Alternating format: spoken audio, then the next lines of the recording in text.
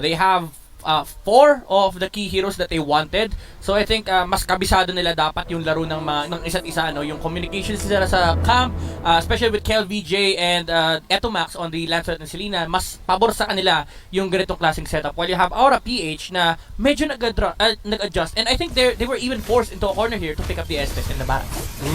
And as you can see, yung triple split screen natin, Kilowash versus Renjo, Kelra against Benny Cutie at Greed Etomax. Medyo nagkakaroon ng konting suntukan din sa may gitna at si Chakno nandun agad sa pwesto ng Granger at ng Estes. Yep, yan yung sinasabi natin kanina. Yung aggression na pwedeng dalhin ni Selena at ni Kufra on invading the jungles of Aura PH. It forced the retribution immediately on the side of Lord Hades. Pero si KLVJ, ginamit din niya actually yung retribution niya. I think it was on the Little Wanderer para lang masecure. But yeah, it does mean that Aura PH, they can be delayed by the presence of the Kufra and the Selena. Greed, Etomax, medyo nagkakaroon sila ng onting back and forth doon at ginagamit ni Etomax yung window na hindi pa level 4 dito si Greed para maging aggressive. Yep, and ang malaking problem dito for Aura PH, hold that thought.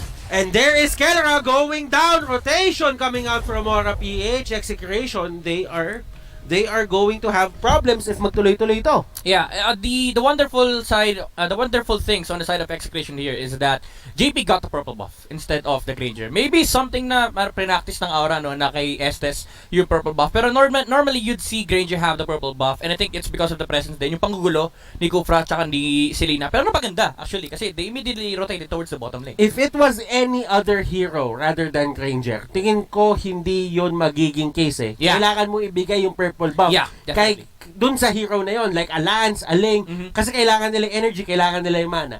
But if you're gonna go for a Granger, usually kailangan mo lang si Granger antayin matapos yung Rhapsody, tapos mag-rondo ka, Death Sonata, you need the pure damage that comes out from the orange buff. Yep, and this comes from the level of understanding ng mga players natin. Alam ni Lord Hades na bakit di ako mag-rotate kahit level 3 lang ako.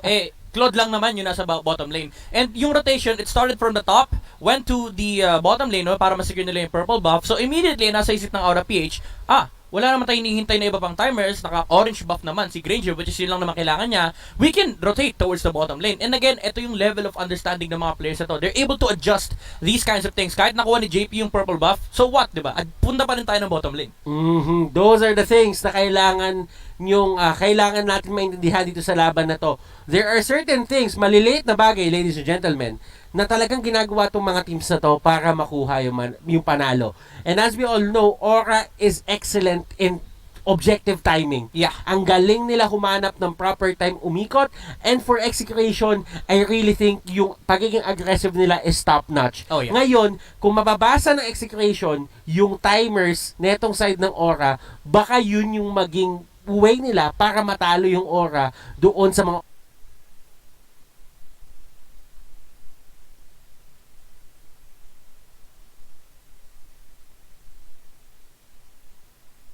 objective fight. Yep, and those conditions for execution will come pagdating ni Lancelot ng level 4. Pati na rin si Kufra actually, very critical yan. So they have a timer na kaya nila i-contest yung Aura PH. As of right now, early game should go in the hands of actually one of the 2 days na meron tayo ngayon. Yung signal, si Kekedot, gumamit siya ng lapu-lapu, which is siya yung naging tank, pero siya rin technically yung naging side lane, di ba? Side lane kasi lapo yung gamit niya, pero nasa mid. And I really think na pareho yung konsepto nung lapo at saka nung barat sa ginagawa nila ngayon.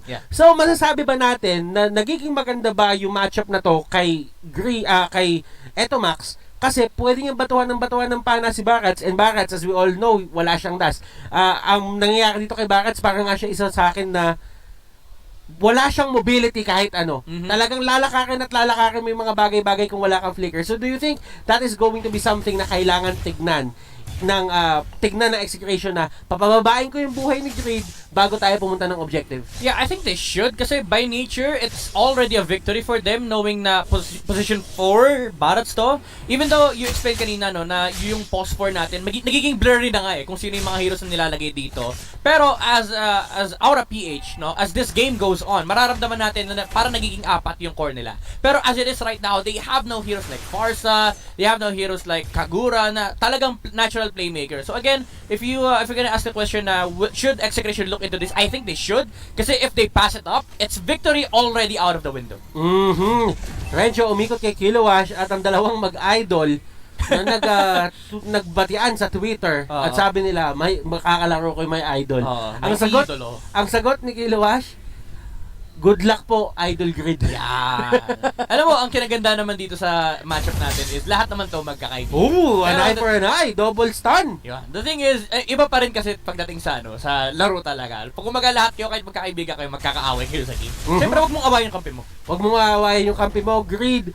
Sinubukan siya kuwain ni Kelra, pero kasi masyado mataas yung buhay niya and ginamit yung Blazing Duet na yun para mag-clear lang ng wave. Yep, something na nagiging nagiging normal na rin for Claude users, no, expending the Blazing Duet para mapabilis yung farming speed. I like what Aura is doing right now, contesting the bottom lane, habang si JP at si Grid nang gugulo lang. Uy, nakain pa. And si Grid dito, Daytona's welcome, nagkabatuan, and look at this, Kilowatt to the rescue! Maaabot pa kasi ito, Max, hindi niya maaabot. KLBJ na paggamit ng 200, wala na yun, nasa cooldown na yun. Renzo, one more hit, revitalize, hindi siya masasalba.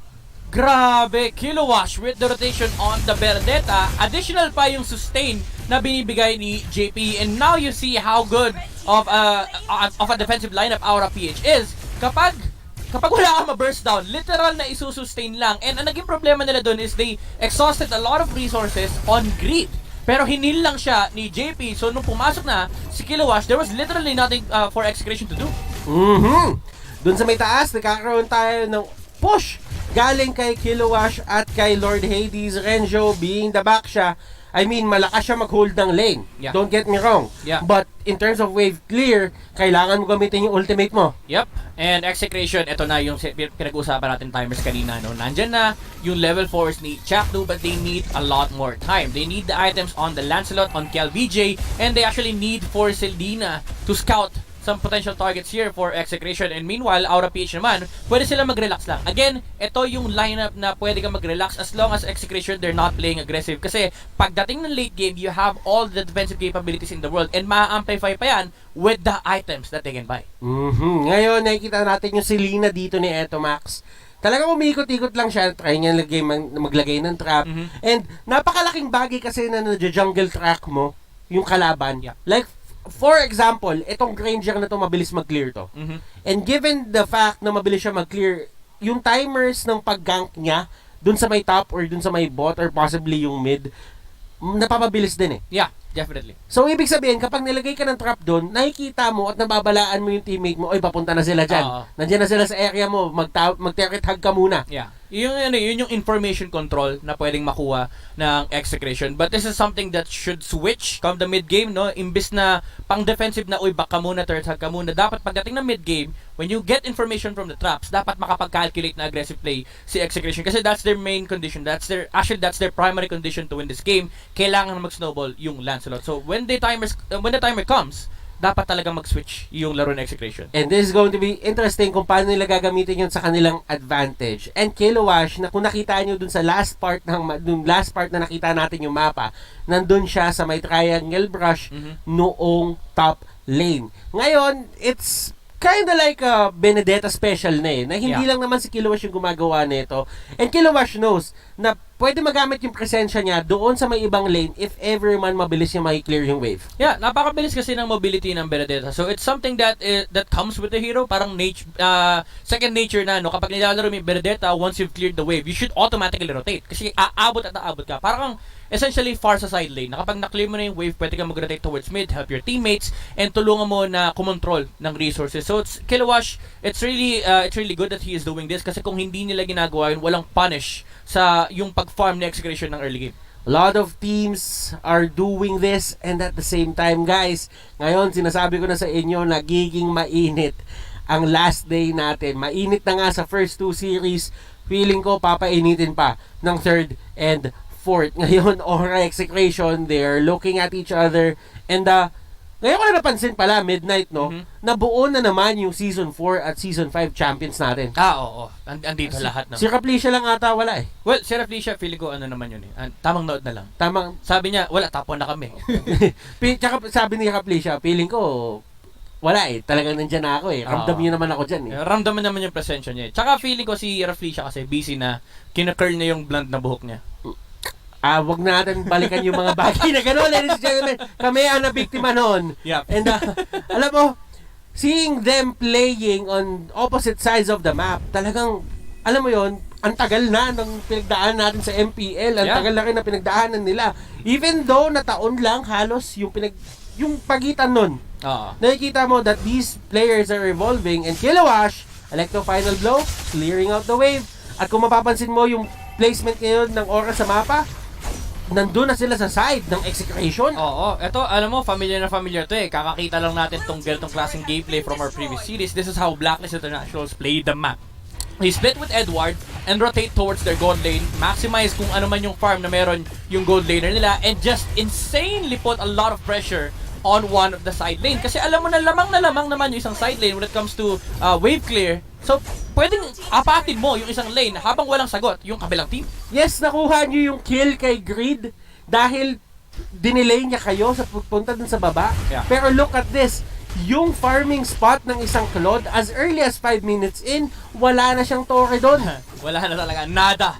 Literal na walang bahay si Kelra dito. And it forces the Claude to move out of this farming space. Pero doon pa rin siya pupunta. And it's a nice choice kasi yung Aura PH, nandun naman sila sa taas, no? So this is information control from Kelra na alam niyang inaapat yung backshot sa may top lane. So pwede ka mag-farm sa may bottom lane. And as you can see, si Kelra doon, napakalayo ng pinuntahan niya and matatagalan siya bago makapunta dito sa may turtle. So it's going to be a 3v4 situation. Kung gugustuhin man ng Execration na kunin to, pero Retrigod, KLVJ na agaw pa niya, Lord Hades, ang kanyang next target, KLVJ going up and manning up against the side of Aura. Wow! Kiel will go down, but still the fact remains, nakuha niya pa rin yung turtle at nakuha niya pa rin si Hades. Okay na yon, Butters, kasi nakuha naman yung jungler, diba? Na-trade lang, kumbaga, pero essentially, it was just a mistake from KLBJ. Pero nakuha pa rin niya yung kailangan niyang kunin. Wala lang siyang dash, pero kung meron yun, baka naubos ang Aura PH. Oh! Nice play from the Kufra right there. And Benny Cutie, di ngayon expect yun, napapasok pa si Chakno, binigay ni Chakno yung buhay niya, and it's a good move kung iisipin mo, kasi madedelay yung pagkuha ni Alice ng stacks. Yeah. And hindi pa siya makakapag-farm for that certain moment. Yep. Tsaka ang kinaganda ng trade is tank naman si Chakto. He passively gains gold from the mascot he has. Oh my goodness! Kelra! Placing the wet! Oh my god! Kulang yung damage, Butters! And grabe yung pag-pinpoint nila kung nasan si Lord Hades. If ever man na walang ulti si JP doon, that could have been a kill. Grabe yung damage output. Oo, kailangan alalahanin ng Execration ng Aura to, no? Yung damage na nakukuha nila from the Claude, and especially yung setup pa ni Kufra. Benny going in. At binawian ni Benny si Chakno dito. Talagang nung nakita niyang papasok na, tsaka naman siya pumasok, siya na mismo yung nag-dive. KLVJ, na biktima na Daytona's welcome. Kilowash, sa may pinakalikod. Sinusubukan niya i-zone out yung mga members dito side ng Execration. Aura, they will take down the turrets once again. Lumiit na naman ang mapa nila. Renjo humarap. Hindi pa kinakaya ng Aura ngayon, pero masaya sila sa nakuha nila. Yeah, alam mo, Butters, this time around, Aura PH, they're the ones holding a gold lead against Execration. Although natin pa rin naman yung damage output ni KLVJ, at this point, the sustain is just higher on the side of Aura PH. Nandiyan na yung heal ni JP, nandiyan na rin yung defensive items on the heroes of Aura PH. And ay makikita natin yung item check na naka-brute force breastplate na si Lord Hades, and pati na rin si Barats meron ng Dreadnought armor building up his next item. So this is a huge problem for Execration kasi Blade of Hephaestus pa lang yung nakukuha ni KLBJ. And yung Aura ngayon, no, parang hindi sila yung timing perfect na team. Na yung Execration, nakakitaan mo na pinipilit pa rin talaga nilang i-contest kahit paano yung mga objectives. At ang nagiging way nila, sila yung nauuna dun sa pwesto. And right now, magbaba-out sila doon kasi nga mas madaming kailangan i-manage lanes as compared sa Aura. Kaya na, antique kiras for greed and ultimate bonding experience for Aura PH. 5 hero yung nasa mid lane. Hindi nila hayaan na matapos to. They can still take more objectives. May Daytona's welcome pa si Greed. Arrow hits JP pero wala naman silang pakialam. Systematic ang ginagawa ng Aura. Check doon natin sa may pinakalikod. Lord Hades na naman yung na-target nila. KLVJ nasa gilid. And Blessing of the Moon God, pinihit ni JP. Pero will it be enough? Kelra dito, tutumba. Claude will go down. Estes ang next na tutumba, mga kaibigan. Grid, try to run away, pero sa sobrang daming tao dito, tingin ko, Midnight, this is going to be a kill. Kilowash, nandito pa rin, eye for an eye, makakatakbo ba siya? Renjo, hinahabol siya unti-unti. Stun, nandun, bago tumama yung gulong. At sila Chuck no Etomax humahabol pa rin. Sabi nila, sige pre, tatangkihin ko to, ako na bahala. Execute, ginamit na ni Kilowatt. Para kahit tinamaan ng pala. Etomax, tumama yung pana. Alam mo, napakalupit nung start for Execration. Chaknu with a perfect sandwich play on the back line. Nag-shift ng focus si Aura PH. Nagulat sila, may Kufra sa likod. Pero hindi nila napansin is the entry of the Lancelot. Napakagandang pag-control nun with the dashes. And he was able to secure the kill onto Lord Hades. Pero I think napunta sa ibang hero yun. Pero it could have been better for Execration if had Benny Cutie not noticed Kelra's entry with the Claude. Kasi yung ginawa ni Benny Cutie, nung nagkakaroon na ng teamfight, alam niya na ang kailangan niyang isipin is may paparting na Claude. So he was able to hold off Kelra with the Blazing Duet and napatay pa nga niya yung Claude. Pero this is something that they have to worry about. No? Again, yung damage output ng Execration, it's still overwhelming at this point. Kailangan pa rin mag-ingat ng Aura PH whenever they try to engage on teamfights against Execration. Aura is doing great, lalo na sa mga team fights, but Execration, nagbabato rin sila ng sarili lang suntok. Lord is now up, at nakikita nyo naman yung pwestuhan ng mga team dito, nasa taas na sila. And you know what, Midnight, ang pinaka napapansin ko dito sa side ng Execration, ang galing nila i-pinpoint kung nasaan si Lord Hades. Yeah, ito kasi yung primary target nila. Kumbaga lahat ng mata ng Execration nakatingin sa Granger. Pag lumabas sa cellphone nila, auto-lock yung mata nila. Ang tinitignan nila si Lord Hades. And nagre-reflect naman sa KDA 0, 2, and 3. At the moment, yung Granger natin. Ito yung hero sa side ng Aura PH na ang tingin ng Execration, bawal kang maglaro. Eh kung mapapansin mo, Midnight, yung passive dito ni Greed, literal na mas nagiging madali ata siya tamaan ng panay dun sa big guy. Lumalaki siya. Pero alam mo, Batas, wala naman kasi siyang walang problema. Kasi pag tinamaan siya, less than 1 second yung yung stun ng arrow sa totoo lang hindi siya tinamaan, sayang. Diba? Ang nangyayari kasi, okay lang na saluhin niya yon. Kasi nga mayroong passive. At dahil sa passive na yun, tumataas si Regen, yung stun time, bumababa. Oh my goodness. Greed, alis siya, Benny Cutie, nandun sa may pinakalikod. Eto Max, nahuli. At eto na yung sinasabi nating force engage. Wala sa pwesto, eto Max, kaya siya mahuhuli. Si Kelra, walang pumansin. Sinusubukan niya i-take down si Greed, pero tingin ko hindi yun yung tamang target. Renjo, tinatangke, 4 na tao. Chaknu, 2 tangke, nandun sa may pinakaharap. Hinayaan na nila makatakas si Kelra. Si Chaknu ang main target nila, and that turret sa may gitna. Nakita mo yun, Batters. Tinangke ni Greed lahat. Tyrant's Revenge, Tyrant's Rage. Pati yung pa natin ang kay buhay pa rin with the sustain of the Blessing of the Moon Goddess and Aura PH. They want to end the game right now. Gustong-gusto na lang tapusin to, Kilowash. And Benny Cutie, grabe yung effort na pinapakita nila dito. The golden duo of Aura PH. Greed, yung pana sinasalo, yung tenacity nandun. Less than 1 second, sabi ni Grid. Panahin mo ako, okay lang. Tatanggapin ko ng buong puso. Alam mo, si Grid dito, napakalaki na nung barracks niya. Gusto niya talaga, syempre gusto ni Grid malaki siya. Para may stacks with the big guy. And kahit anong CC ibato mo sa kanya, hindi nagtatagal ng 1 second. And ito yung nakikita natin dito, si Grid. Literal, sinasalo niya lahat ng pwedeng saluhin para lang lumaki yung kanyang barracks. And at the same time, papansinin mo, huwag ka tumawa dyan. Eto Max, kahit anong gawin niya, kahit subukan niya palusutin, parang nangyayari kasi, si Greed, hinahanap niya pa na matamaan siya. Sabi ni Aura PH kasi dito, pag meron tayong barat sa harap na, na full stacks, pwede tayong pumasok ng pumasok. Kasi sasaluhin lang ni Greed lahat Literal na, again, ito yung pinag-uusapan natin kanina noon, literal na walang kayang gawin si Chaknu and pati na rin si Eto Max kapag yung barats yung problema nila. Pero kaya nga napakaganda ng sandwich play ni Chakno kanina kasi hindi ready and ang natalo na niya is yung backline which was Lord Hades and the gang. Pero ito, naku po. Chakno, ginamitan ng Daytona's welcome, hindi ma-cancel, dinala niya doon sa kamay ng kanyang teammates. Kahit wala na yung stun, gusto lang nila mapalapit and ayaw niya din itama sa pader kasi if ever hindi nila mapatay agad, sila ay mababalikan doon. Tabi-tabi pa naman sila, sabi nila, wag dyan pare, tabi-tabi tayo. Pag tayo na-ult yan, tapos ang ML.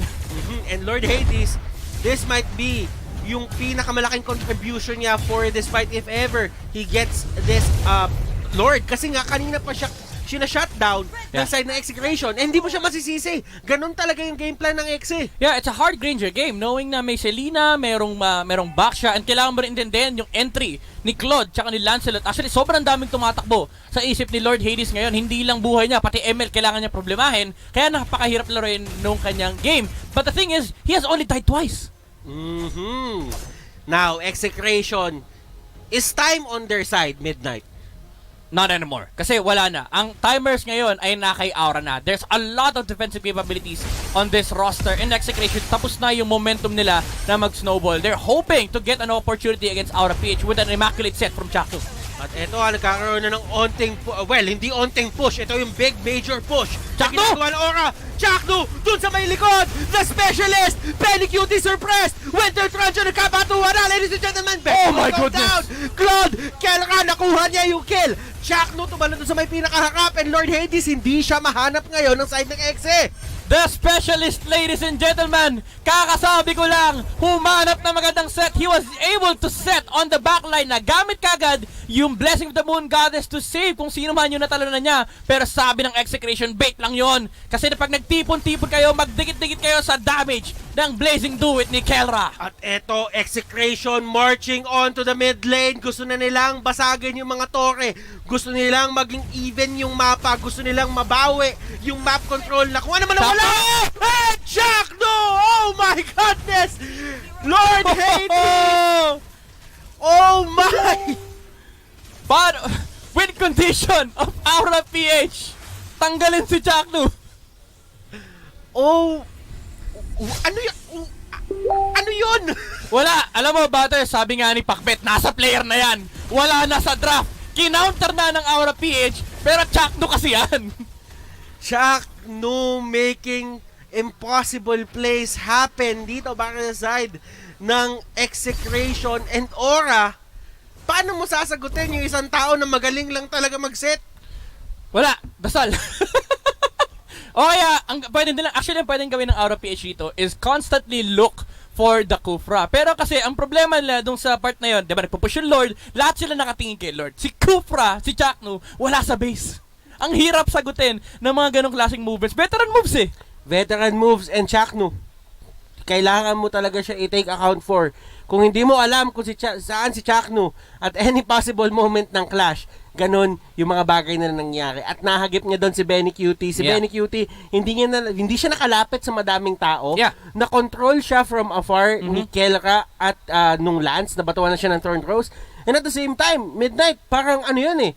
Yun yung pinakaayaw na pwesto ng isang alis na walang malapit sa kanya kasi nagda-thrive. Nagda-thrive ang isang alis kapag maraming kalaban na nakapaligid sa kanya kasi sustain is coming from the enemies themselves. Yeah, and then nagisagot din na Execration is nung nag-Winter Truncheon si Alice, wag na nating pansinin. They went for the backline. Kelra actually made the perfect entry to that team fight. Sabi niya, okay guys, nakapag-setup na si Chakno dahil nga naka-ultimate bonding experience ang Aura PH. Dikit-dikit sila, lahat sila sinalo. Yung damage output ng Blazing Duet, even with the sustain of the Winter Truncheon, hindi naging enough yon for Benny Cutie to go out. Alam mo ba kung ano yung nakadikit talaga doon? Ano yung nakadikit doon?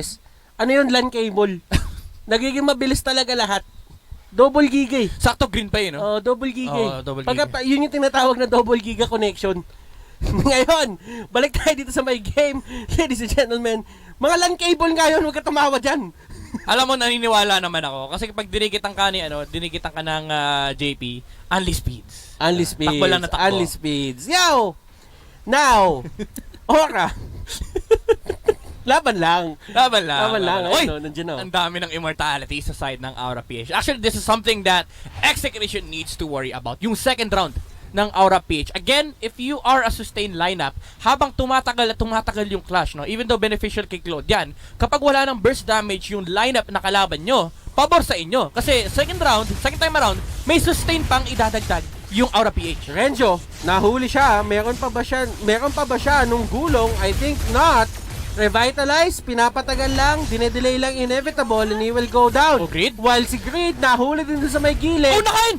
At nakain siya dito, dalawang member ata ng execution na mawawala.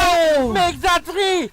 Eto Max, makakatakas ba siya? Pero nandun yung dalawang members, hindi ko na alam kung saan sila nakabase. Yung isa na sa kabila, yung isa nanggagaling dun sa river. Arrow? Tatama, pero still, Less than 1 second talaga. less than 1 second. Grabe, mahatter si Grid. Mamamatay na siya. Pagkakain niya kay KLVJ, which was nice target selection by the way, kasi alam niya na si KLVJ yung papatay sa kanya. Pagkakain, flicker out, dinudge yung huling tira, and he was able to regen some HP after the Daytona's welcome. Actually, pagkakabasa ko nga doon midnight, yung nag-Daytona's welcome, nung hindi pa kumakagat, nag-flicker na siya. Nag-flicker na kagad para ma-dodge niya. Para mahuli niya yung mahuli niya yung Lancelot. And di ba katulad nga ng sinabi mo kanina, Lancelot is one of those heroes na ang hirap talaga huliin ng Daytona's welcome. Kumbaga, pag Daytona's welcome, tapos Lancelot yung kalaban mo, unless magamit niya talaga in a wrong manner yung kanyang mga skills, ilista mo na makakataka siya. Oo. Pero at least you bait out the dash. Kasi ang kailangan niyang gawin doon is gamitin yung kanyang first skill, lalo pag late na. Pwede mong gamitin yung Phantom Execute mo to get out of the AoE. Pero most of the time, syempre yung Lancelot gusto niya minamadali. Kaya yung first skill na bait out yun. Kaya medyo interesting yung matchup ng ng Barat tsaka Lancelot. And ngayon, nakikita nyo both of the teams nandito na sa area ng Lord EXE. Eto Max, nagbabato ng pana, and that is going to be a 1 second stun dahil nga medyo malayo yon. And remember, it's all about the range for the Selena. Yep, sakto. Nakita niyo si Benny Cutie rito. Naku po. Aura PH, alam nila kung nasan si Jack No, Kuya Butters. And ang ganda ng huli ni Benny Cutie. That is not a flicker in. That is the flowing blood. Grabe naman yung mga dodgerist na mga players natin. Actually, muntikan na si Execration. But the thing is, at least, it forces out Execration from this box of the Lord para matake ng Aura PH. And napakahirap i-contest nito kahit papatamahin nila yung pana nila. Oh, KLVJ! Oh! Ranjo! Nabunggo niya yung Lord! Saan niya mapupunta? Benny Cutie! Nahabol si KLVJ! Flicker in! Matutumba si Kiel! Pero kakailanganin pa nga ba ng aura yung Lord dito as they march on sa may gitna? Execration, what can they do? 3v5 situation, and actually 2v4 kasi hindi pinapauwi ni Kilowash dito yung back siya. Pero may Blazing Do It, may Blazing Do It si Kelra. He can actually clear the next wave, and hindi na nga nila kinailangan gamitin. Grabe naman yung pagbunggo ng gulong ni Renzio doon. It saves Execration from this final push. If Aura PH got the Lord, it could have been very bad for them. Pero ito, may next wave na tignan natin. Kung 20 seconds, kailangan nila i-hold. Renzio pabalik. Blazing Duet, ginamit, walang damage whatsoever. Nahuli nila si Kela. Daytona's welcome. Coming in. Jackno, Tyrant's Rage. Pinaalis nga lang yung minions. And I think, Midnight, this is it.